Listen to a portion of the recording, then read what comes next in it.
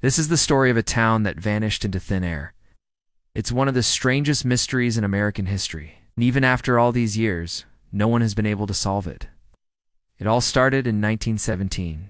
For decades, there had been rumors about gold in the area near the town of Tanada in south-central Alaska. So in 1917, prospectors arrived with the goal of striking it rich. They were so convinced that they would find gold here that they actually built an entire town. They named it Reed's Landing, after one of the prospectors, James Reed. But the gold rush didn't go as planned. The prospectors spent years searching for gold, but they couldn't find any. Eventually, everyone packed up and left, except for one man named Joe Redfield. He decided he wasn't going to leave empty-handed. So he set up a small cabin and began trapping animals for their fur. But after a couple years, this too became unprofitable, and he moved away. By 1924, the settlement was completely abandoned. But then 2 years later, prospectors came back. Gold hadn't been found yet, but rumors persisted, so they thought they'd try once again. This time they brought more people with them, and soon the settlement was bustling with activity again. There was even a jail. But once again, the search for gold turned up nothing. Eventually, the prospectors gave up, and they all left town, with the exception of one man who stayed behind in a cabin by himself. That man's name was Carl Ketzner, and he had come to the settlement in 1926.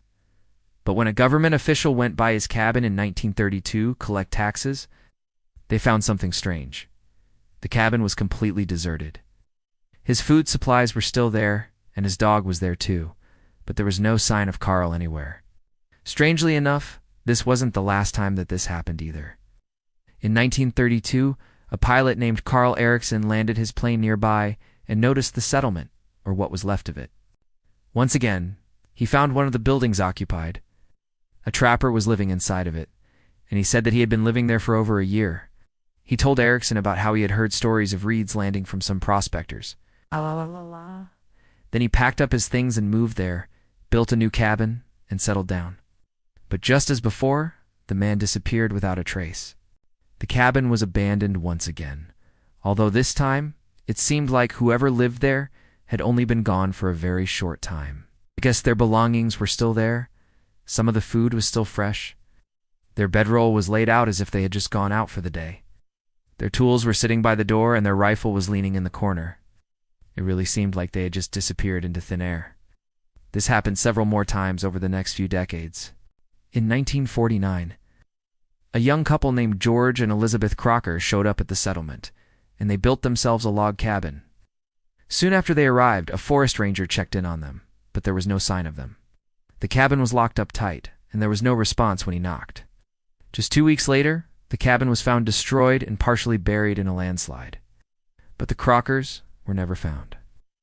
Then in 1958, 2 men arrived at the settlement. One of them was a veteran prospector named Tex Rickard. He was well known in Alaska for finding rare minerals and gems. He and his companion built a cabin and stayed there for almost a year, living off of the land and searching for minerals. But one day, while walking past some buildings of the old town site, they noticed something shiny in the grass. At first they thought it was a can, but as they got closer, they realized it was a human skull. They reported their discovery to the police, but when they went back to the scene, they couldn't find the skull anywhere. Over the next few days, they searched the area and eventually found more bones. There were 5 skulls total, and they appeared to be from European ancestry. None of the bones could be connected to any missing persons case, and so the mystery of their identity remains unsolved to this day. A newspaper from the time wrote, "A full-scale investigation was conducted by the Anchorage FBI office with officers combing the surrounding hillsides for additional evidence. But aside from discovering a few more bones and articles of clothing, nothing else was uncovered. What happened to the missing persons? Did Tex and his companion kill them? Had they been murdered by a member of Reed's Landing during the gold rush days? Or was there another explanation entirely? These questions remained unanswered, and in the following years, there were even more strange occurrences. During the summers of 1968 and 1969, a group of archaeologists excavated the site of Reed's Landing. They were doing this under the permission of the state of Alaska. But one day a man named Ivan Anderson showed up claiming that he owned the land. When the archaeologists asked him how this could be, he responded, "I just do. I bought it from the government." He demanded that they stop their excavation and leave. The leader of the archaeological team complained to the governor about this, and the governor sent a representative to investigate. They found that Anderson's claim was false. He had unpurchased the land, and he had no legal right to tell the archaeologists what to do. But why was he trying to keep them from excavating the site? To this day, no one knows for sure. Anderson passed away in 1985, but his will stipulated that none of his heirs could ever sell the land. So it seems like he wanted to keep it in his family forever, but why? All these years later, we still don't know. In 1972, the state finally decided to take action against the ghost town. They tried to demolish it, but this proved to be difficult because the buildings were made out of concrete. Even after they blew up the foundations and removed the floors, the buildings were still standing. And so the state bulldozed them until not a single building remained. All that stood in its place was a crumbling concrete schoolhouse and the ruins of a few cabins. Even though it had been completely leveled, reports continued to come in of people seeing buildings and even entire streets. Many said that it looked exactly like the town had in its heyday, but when they went to check the next day, everything was gone, and that's how it remained. People kept reporting seeing the ghost town, but no one was ever able to prove it existed. By 1981, the town had been completely forgotten. No one remembered where it was or even what it looked like. And that's how it stayed for another 4 decades. No one knew what had happened to the town of Reed's Landing, or did they?